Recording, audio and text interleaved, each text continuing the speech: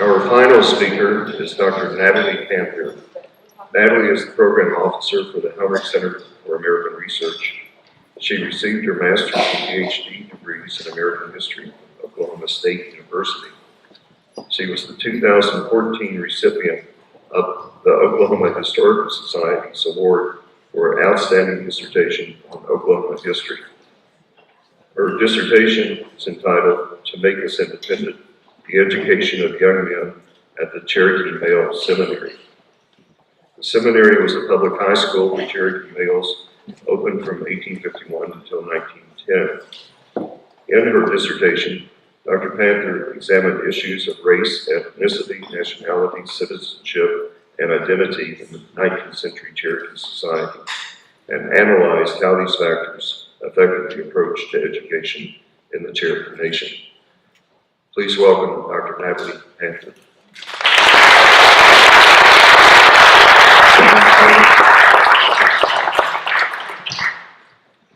Hello. Before I get started, I want to take a few minutes to thank everybody who worked so hard to organize this event, and it's been a wonderful event. We've had remarkable speakers. And first I want to thank all of you, everybody who attended. One of my favorite parts about this event was on breaks, I would be walking around and I would be hearing all these conversations going on about people who know so much about Oklahoma history and Indian Territory history, and they're all sharing their knowledge. We've got a room full of experts in here, and that was really exciting. I want to thank Dwayne King, the director of the Helmerich Center, for organizing this symposium. Renee Harvey, our librarian, who is wonderful. Melanie Hamilton, our communications manager. Who am I forgetting? Of course, the biggest thanks goes to Carol Ellington. She is the administrative assistant, which she needs a much different title because she does so much more. There's so much work that is behind the scenes that goes into putting on a program like this, and she has done the lion's share of that work. She's amazing, she's resourceful, a hard worker, a problem solver, so we could not live without her. So please help me say thank you to Carol Ellington.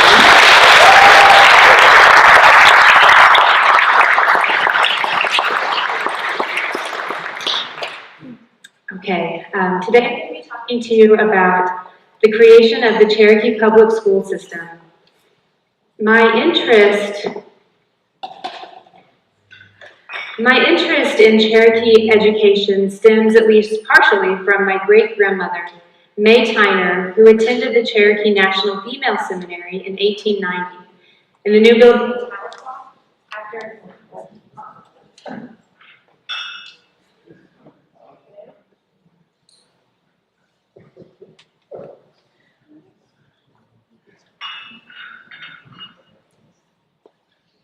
I'll just use this one. Hello? No. Okay, yes. The new building in Tahlequah after a fire had destroyed the original one in Parkville. In 1909, the female seminary became Northeastern State Normal School, which became Northeastern State College, and finally in 1974, Northeastern State University. The original female seminary building was renamed Seminary Hall and is now the center of Northeastern State University's campus. When the Cherokee National Council passed the Public Education Act of 1841, they created a comprehensive public school system as a way to protect and maintain tribal sovereignty.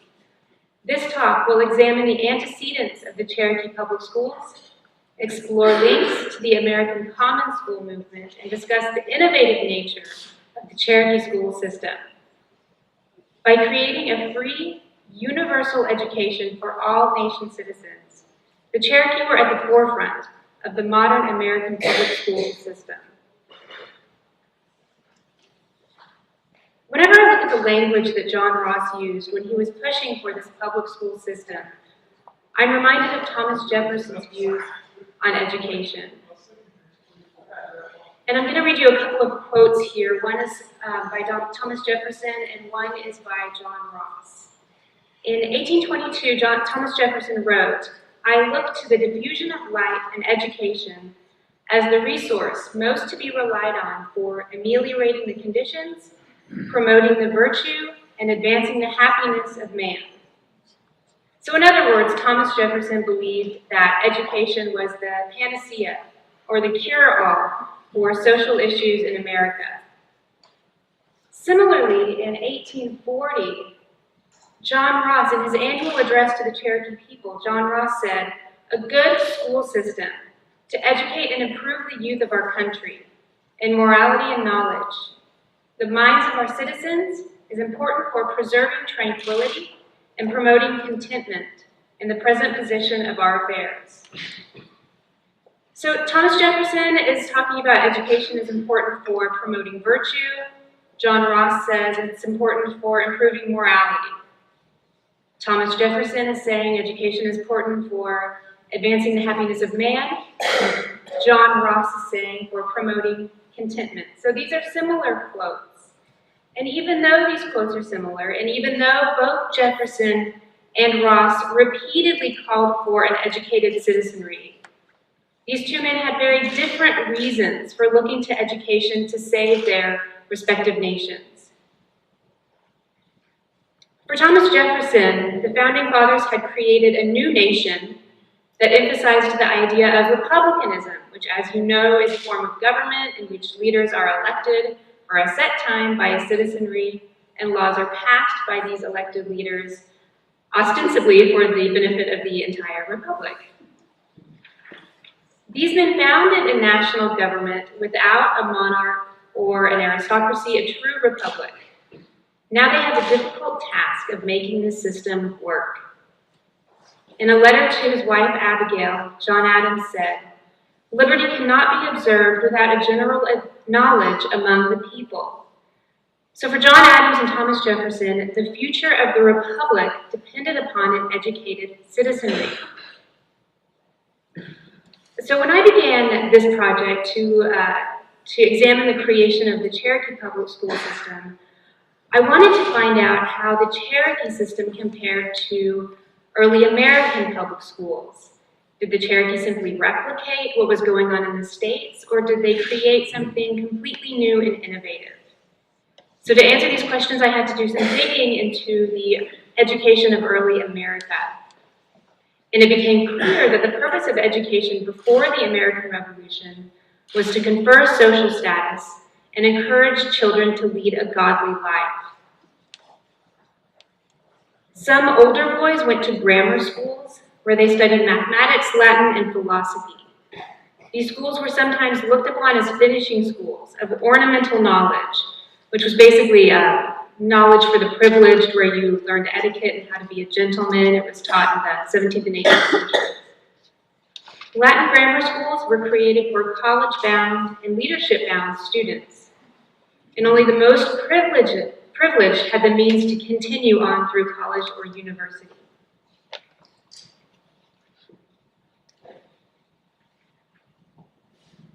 After the Revolution, however, the purpose of education shifted, and it became to build nationalism, shape good citizens, and reform society. And this brings us back to Thomas Jefferson. Early in the 19th century, Jefferson pushed for an extensive public school system. He argued that public schools were essential to democratic institutions for two reasons. One, by teaching children the basics of democracy, teachers could nurture responsible citizens. He argued that the survival of the young republic depended upon educated citizens who could understand public issues, who would elect good leaders, and who would sustain the delicate balance between liberty and order in the new political system. Equally important, these schools would be locally controlled, and this would give adult citizens a chance for self-rule. Jefferson also envisioned that these public schools would be a staging area for a small group of natural aristocrats who would be given a full university education and then serve the country as he had done.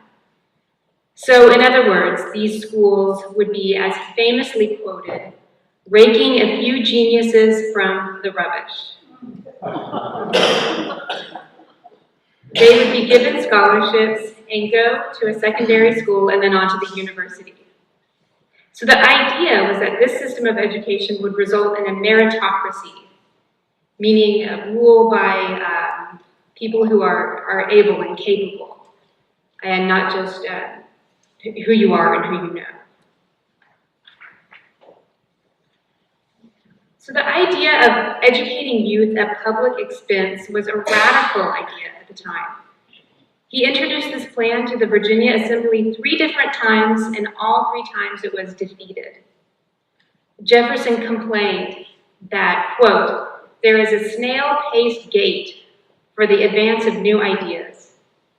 People have more feeling for canals and roads than for education." Yeah, it seems applicable today. Although his ideas for a public school system were not achieved, he was successful at planting the idea in people's minds that public education was essential to democracy. Like Jefferson, Noah Webster was also an advocate for public education. In April 1828, Noah Webster published a Grammatical Institute of the English Language, which included the American version of spelling.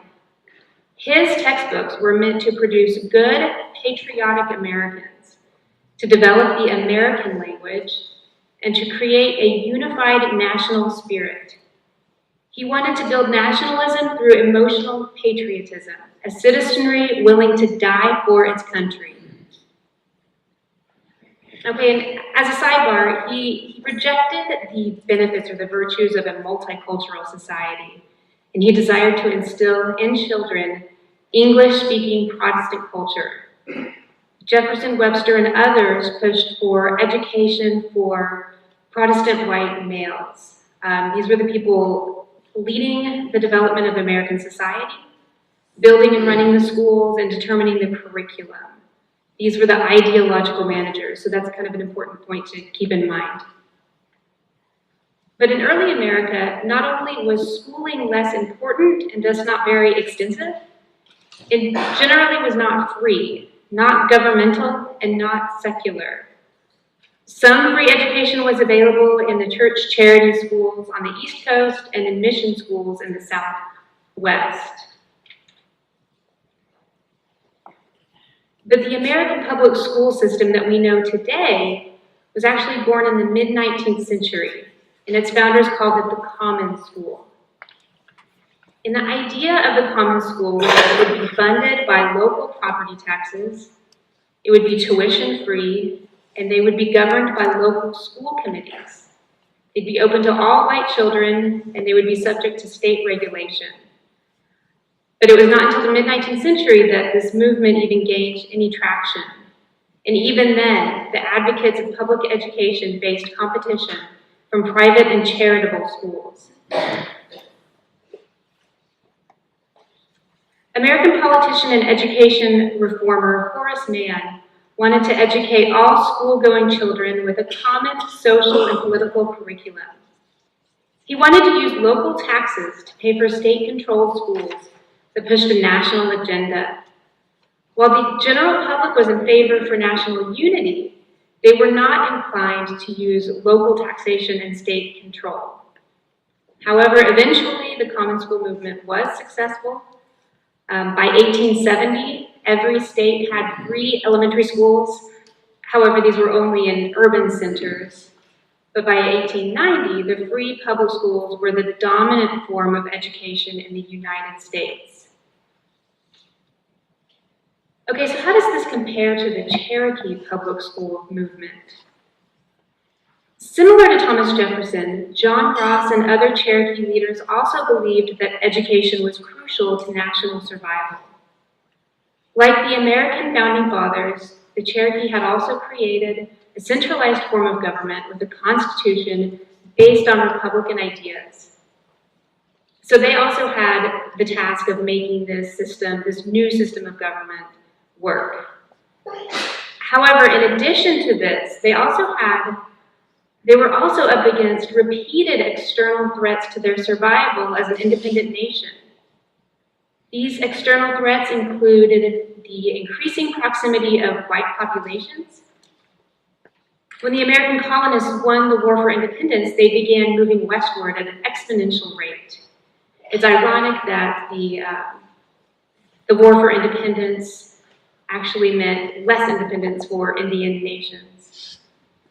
So this new American nation of settlers, land speculators, and ambitious politicians meant even greater encroachment on Indian lands.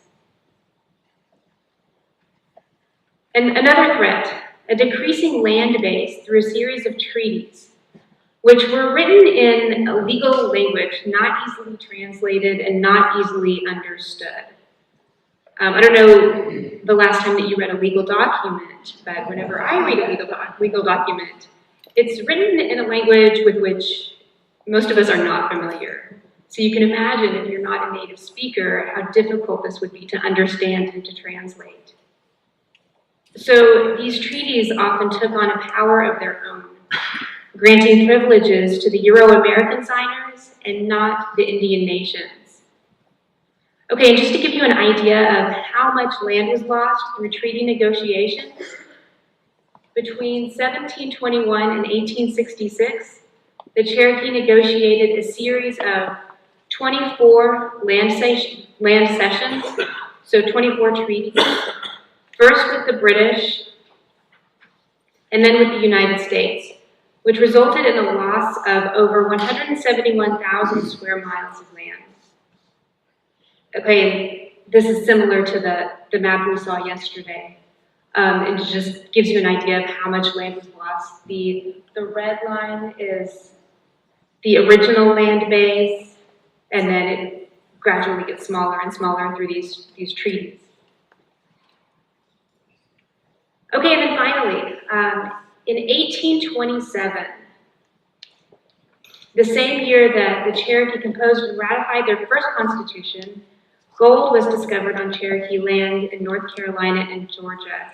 This land was already coveted for its horticultural fecundity, very good soil, and as we learned yesterday, the cotton industry was booming, and so this land was already coveted, and then gold was discovered. This led to the first gold rush in the Americas, and led to a series of frenzied negotiations between the United States government and the tribe.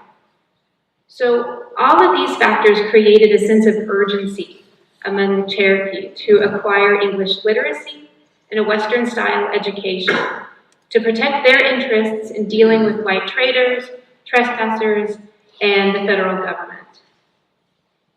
And here's a really good quote. As Cherokee teacher David Brown said to his students at Creek Path School in 1827, "Remember that the whites are near us. With them we have constant intercourse, and you must be sensible that unless you can speak their language, read and write as they do, they will be able to cheat you and trample on your rights." Okay, so in the interest of time, I'm going to, I know we're running behind, so I'm going to kind of skip ahead.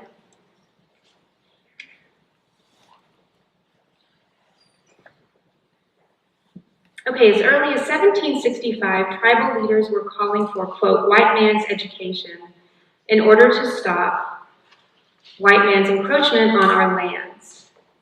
But it's important to point out that these tribal leaders were determined to educate their people, not for the purpose of assimilation, but rather for the purpose of retaining their lands and status as a sovereign nation. Okay, so on that note, I want to take a moment to describe the difference between assimilation and accommodation. And many scholars have used the term assimilation to explain the process of cultural change that many, if not all, American Indian tribes underwent as a result of contact with white Euro-American culture. In this interpretive model, the process of assimilating involves taking on the traits of the dominant culture to such a degree that the assimilating group becomes socially indistinguishable from other members of society. But this definition does not accurately explain what's going on in 19th century Cherokee society and culture. I don't use this model, and instead I prefer to use historian William McLaughlin's term, accommodation, which means the act of making adjustments to meet the demands of new circumstances. Accommodation is a much more useful framework for understanding the creation of the Cherokee public school system in Indian Territory. As Cherokee historian Pamela Fox explains, using the terms accommodation or adaptation implies choice, a much more positive and self-determining way to describe the process of cultural change. So what we find when we examine the history of Cherokee education, from traditional learning to mission schools and then finally to the national public schools, we find that the Cherokee were continually making adjustments to meet the demands of new circumstances. Initially, Western-style or European-style education came to the Cherokee in the form of missions. Missionaries were striving to bring Christianity and civilization to the Native American world. So while Cherokee leaders allowed these missionaries into the nation, tribal leaders made clear that they needed to center their attention on English literacy training. At most mission schools, such as Brainerd and Chattanooga, the Lancastrian Plan was implemented, and this involved older students teaching and supervising younger ones. So in Cherokee mission schools, the system involved mixed-blood children teaching and supervising full-blood children. Both boys and girls learned reading and writing in English, along with arithmetic. They also learned Euro-American skills such as cooking, sewing, spinning, knitting, and other domestic skills. And boys engaged in field labor. At most mission schools in the Southeast and in Indian Territory, the students lived away from their families and communities. The purpose of this was to instill in the children Christianity and civilization without interference from tribal members.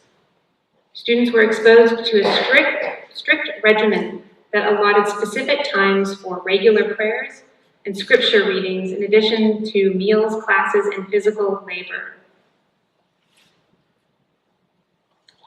So early in the 19th century, many tribal leaders, perhaps seeing the writing on the wall when it comes to removal, decided to immigrate west of the Mississippi River and settled in Arkansas. And then in 1828, they signed a treaty with the United States, leaving Arkansas, moving once again to Indian Territory. But in this treaty, they set up an education fund, whereby the federal government had to pay the sum of $20,000 and successive annuity payments of $2,000 to be spent on education. Once in Indian Territory, Western Cherokees in 1832 passed a law to build 5 schools and to hire Sequoyah, who was paid $400 annually to teach the Cherokee syllabary to children. Okay, and then the tribe's circumstances were changed once again in 1838 when they were forcibly removed from their homeland. The remainder of the tribe were forcibly removed from their homeland to Indian Territory. This traumatic episode prompted Cherokee leaders to take greater strides toward creating a nationally controlled public school system. So for John Ross and other leaders, public education was a national security measure. When arguing for the need for public schools, John Ross said, "It becomes the duty of the National Council to sustain and strengthen our institutions within our own limits and to guard against every encroachment."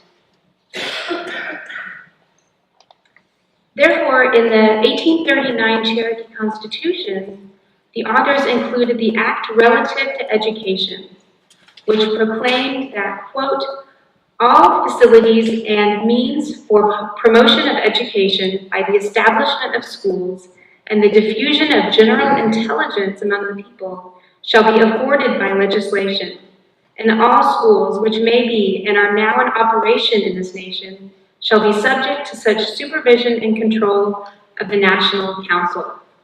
Okay, so in other words, the Cherokee wrote into the Constitution that public schools would be created with national funds, and they would be controlled by the Cherokee themselves.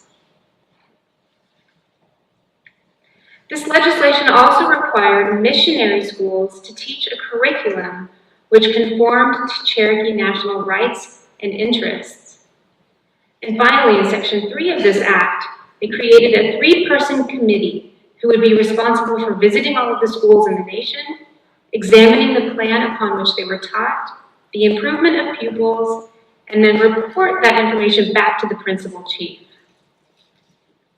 So in other words, the Cherokee who assembled in Tahlequah and created the new Constitution set up a system in which tribal funds would be used to create nationally controlled schools for all nation citizens. And this brings us to the Public Education Act of 1841. This amendment states, for the purpose of placing the means of a common education within the reach as nearly as possible of every person, there shall be established throughout the nation 11 common schools. Be it further enacted that there shall be elected by the National Council once in every 2 years a superintendent of schools for the Cherokee Nation, who shall appoint a board of directors for each school consisting of 3 persons. So the superintendent oversaw the construction of the schoolhouses, visited schools twice a year, hired teachers, and determined the curriculum to be taught in the common schools. This system is similar to the American public school system in use today. In just a few years, the system of public schools functioned throughout the Cherokee Nation, and by 1846, the nation authorized the construction of the male and female seminaries, or high schools. The graduates from these schools became teachers in the Cherokee Common Schools. Okay, so here at the Helmerich Research Center, there is an 1847 report on Cherokee public schools written by Superintendent James Payne. But Janelle, where's Janelle? She sent it, there she is. She sent this to me. She was helping me do research. So he writes that the National Council has provided for the establishment of 20 common public schools having 2 sessions of 5 months each, all of which have been successful in operation for the ensuing year. The amount appropriated annually out of the general school fund for the pay of teachers is $7,000, each of whom receives a salary of $333.33 for the 2 sessions in the year. He goes on to say, the schools this year exhibit a greater number of pupils in total than in any former year. I am gratified to state that our schools are in a very prosperous condition. And finally, he says, while they have augmented in number, the increase in interest in both parents and children has also been quite apparent. Many of the pupils have made great proficiency in the several branches which are taught, as will be seen in the exhibit of the schools. It would be proper to state that a commendable interest in the cause of education is evidenced by the Cherokee people, who now more fully appreciate its advantages to the rising generation. As historian James Perrins explains, as the new nation grew in wealth and stature, its educational system expanded from a few missionary schools to a public school network that introduced the schoolhouse into every Cherokee community of any size in the new country and Indian Territory.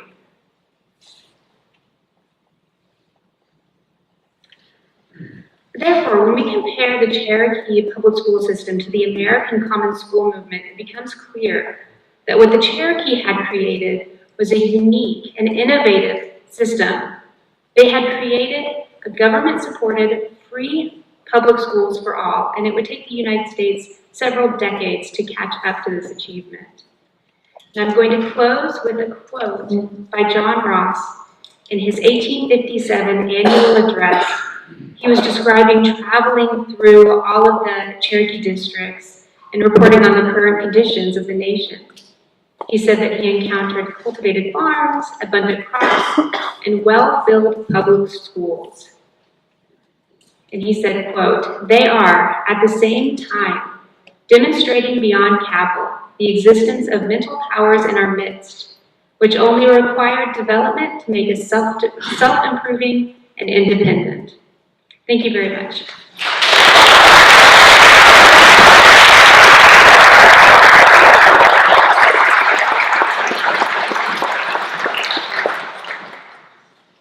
We have time for just a couple of questions.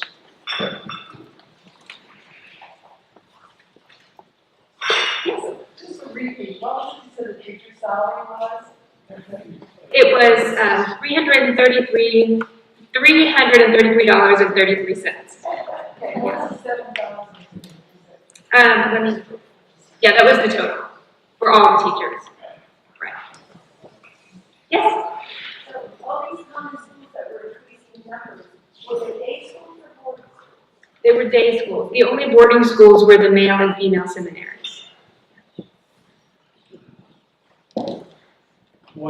Did not the 1835 treaty also allow, would not agree to those people to negotiate to put money for education in there, and also the treaty of 1866? Absolutely, they did. In almost every treaty, the 1816 treaty, the 1824 treaty, a lot of treaties that I've looked at have this stipulation for an education fund. So, so the Cherokees have been working to create this public school system for a while. Yeah. Yes, Janelle.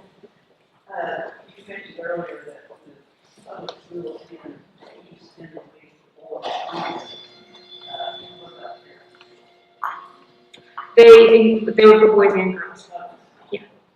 Yeah. Yeah.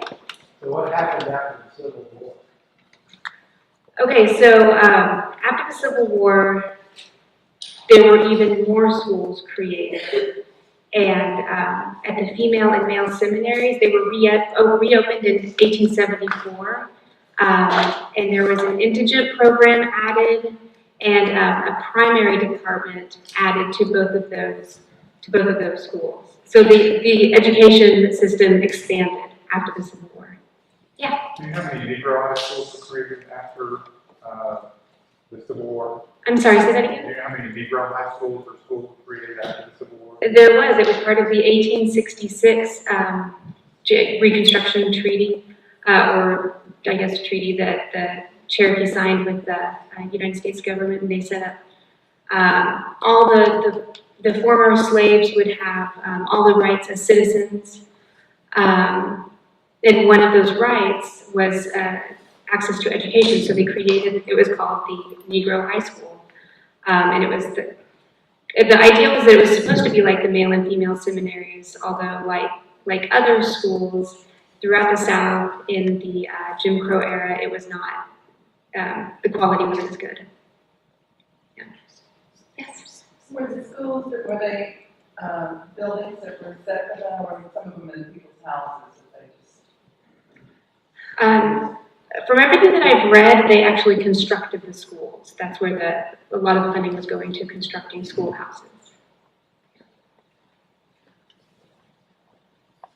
Yes? At what point did the Cherokee school system dissolve? I guess I'm ignorant.